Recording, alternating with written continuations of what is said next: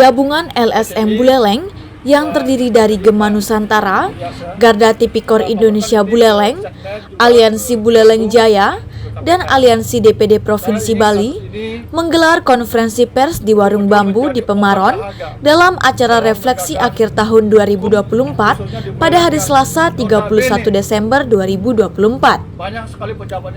Konferensi pers itu dipimpin oleh penasihat LSM Aliansi Buleleng Jaya, Nyoman Tirtawan. Dihadiri Ketua Badan Eksekutif LSM Genus Antonius Sanjaya Kiabeni, Ketua DPD GTI Buleleng Jero Gede Budiase, Ketua ABJ Dr. Randus Ketutyase, dan Gede Anggastia. Para tokoh LSM Buleleng itu mendesak Polres Buleleng untuk segera menaikkan status laporan mereka tentang pencaplokan tanah negara di kawasan Bukit Ser, Desa Pemutaran, Kecamatan Grogak, Kabupaten Buleleng, Bali, dari penyelidikan menjadi penyidikan. Gabungan LSM Buleleng itu mendesak Polres Buleleng untuk segera menyita seluruh barang bukti terkait pencaplokan tanah negara tersebut, serta menangkap para mafia tanah yang terlibat dalam aksi pencaplokan tanah negara itu. Tirtawan menilai Polres Buleleng terlalu lamban merespon laporan para aktivis LSM itu. Padahal, laporan mereka sudah disampaikan ke Polres Buleleng sekitar 3 minggu lalu alias awal bulan Desember 2024. Para aktivis LSM itu sepakat akan menggelar aksi demo apabila polisi tidak becus menangani kasus ini. Dan sampai mewarisi rekan-rekan media semua, kami dari Aliansi LSM, saya dari Aliansi Buleleng Jaya,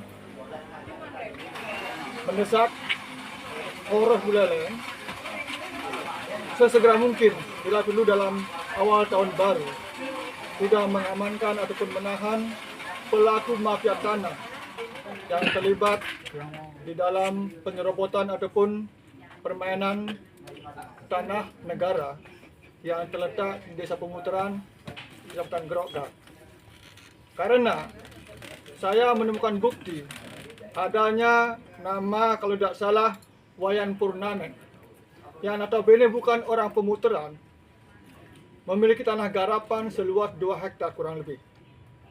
Itu sudah kategori indikasi membuat keterangan palsu untuk mendapatkan tanah negara dengan cara-cara ilegal. Alasan logika lainnya, seorang Wayan Purname kalau sampai bisa beli tanah 2 hektar di Pemutaran, mungkin nilainya hampir 20 miliar. Itu adalah sesuatu yang hampir mustahil.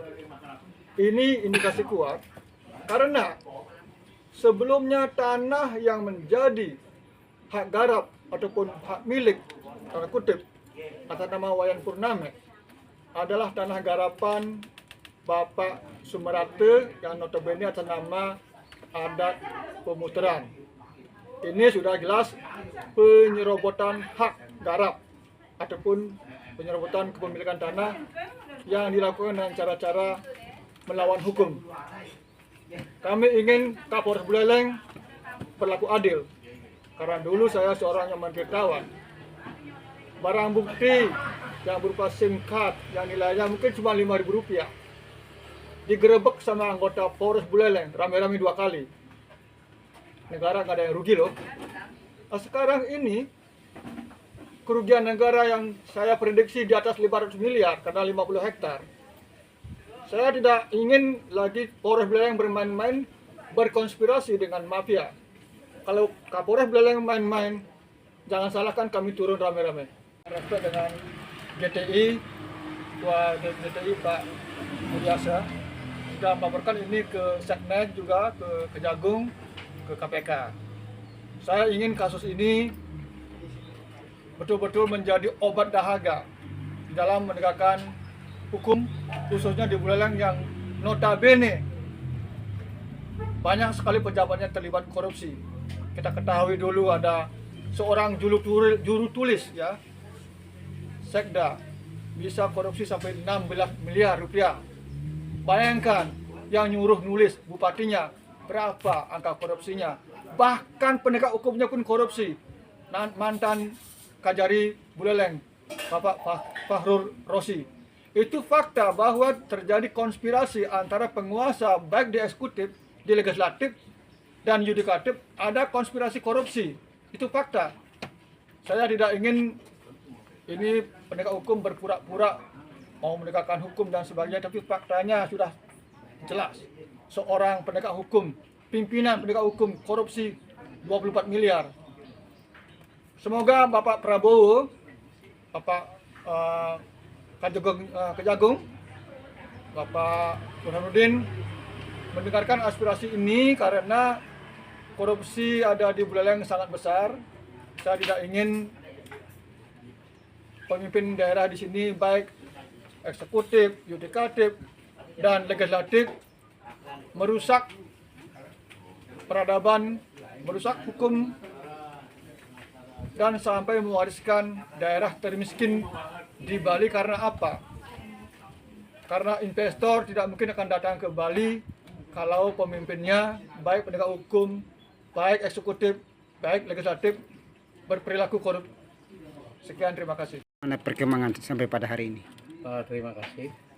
Jadi mengawali dari munculnya adanya peristiwa yang di Gunung Ser ini, yang diduga ada mafia tanah berjemaah itu. Kami dari Garda Tipikor dari hasil investigasi maupun berkoordinasi kepada penegak hukum yang terkait yang membidangi itu sudah ditangani oleh Polres secara membuat tim sus itu baru 19 yang diperiksa. Nah, cuma yang saya sangat sayangkan kemarin kan ada DPR yang turun ya, mengatakan clear. Nah ini tidak ada relevansinya dari DPR itu menyatakan peristiwa ini sudah clear. Jelas-jelas apa yang disampaikan oleh beliau sangat miris sekali. Saya sangat artinya bagaimana permasalahan ini harus cepat tuntas itu. Jadi penegak hukum harus tegas itu. Tadi jangan lagi ngulur-ngulur waktu. Tangkap mafianya langsung. Iya. Kalau kita udah bisa buktikan dalam gelar ya tangkap aja langsung, ngapain berikan waktu dia lenggang itu. Statementnya Ketua DPR bilang clear, apakah itu indikasi bahwa legislatif ikut bermain di dalam? Ya, diduga seperti itu. Karena di dalam arti kata begitu ada peristiwa ada turun dari legislatif, dia menyatakan clear di sana, saya sangat keberatan itu. Karena saya dari kita memulai daripada membongkar daripada kasus-kasus mafia tanah yang ada, terutama awalnya dari di Bukit Ser ini. Pak Jero, ini kan pendapat bahwa kasus ini besar dan ekstra, yang dimaksud dalam extraordinary crime. Jadi harus dikeroyok rame-rame. Jadi kita punya semangat yang sama untuk mau rame-rame untuk supaya segera kasus ini terungkap terang benderang. Yang pertama, kami desak Bapak Kapolres Buleleng, karena saya sendiri pun sudah bertemu dengan Bapak Kapolres Buleleng untuk menyatakan sikap bahwa kami yang hadir di sini adalah tegak lurus. Untuk itu kami mohon kepada Bapak Kapolres supaya juga tegak lurus dalam penanganan. Dan terbukti hari ini sudah banyak yang diperiksa, tetapi kami mohon supaya segera dinaikkan ke tingkat penyidikan, sehingga dokumen-dokumen yang ada di BPN itu segera disita. Karena kemarin yang kami mohonkan itu nyaplir. Yang kami mohonkan itu adalah bagaimana surat keputusan BPN Kabupaten Buleleng untuk kok bisa menerbitkan pengabulan kepada para pemohon dan lain-lainnya.